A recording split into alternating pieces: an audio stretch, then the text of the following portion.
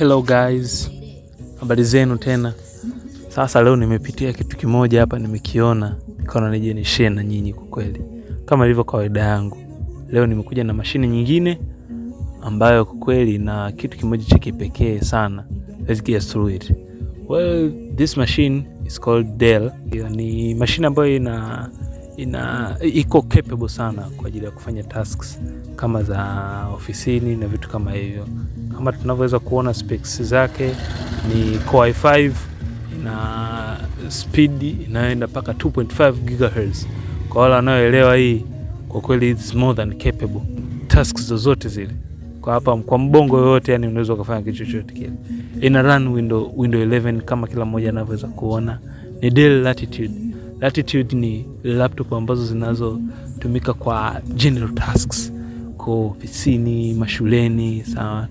Au ukitaka tu kuisogeza siku yako kiujumla, unaweza kaitumia. Ukirani hapo kama unavyoweza kuona na ni task manager yake, ina run it with ease, kilaini sana yani.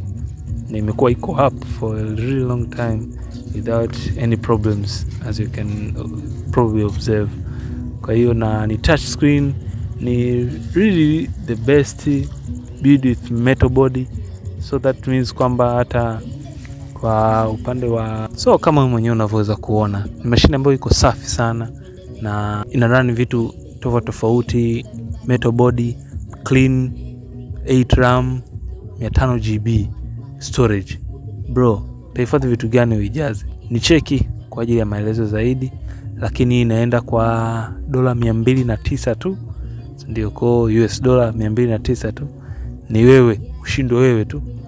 Ndio, kwa hiyo kwa pesa za kibongo hapa kianzio tuonane kwa $5,500. Ndio. Kwa hiyo ukiwa nayo check hapo. Mimi najua unayo. Na actually kwa specification hizo kama umefuatilia vizuri, ndio ni kama hii laptop inakuuliza inakuuliza kwamba kisingizio chako ni kipi? Ndio, kama unavyoona hapo specification, kisingizio chako sasa hivi ni kipi?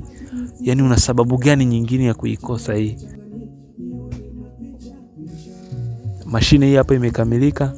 Nini unakosa sasa hivi? Una sababu gani tena nyingine? Niandikia hapo chini kwenye comment nijue una sababu gani nyingine. Thank you guys. Fanya kudondosha hicho kidole chako hapo kwenye kufollow. Chap.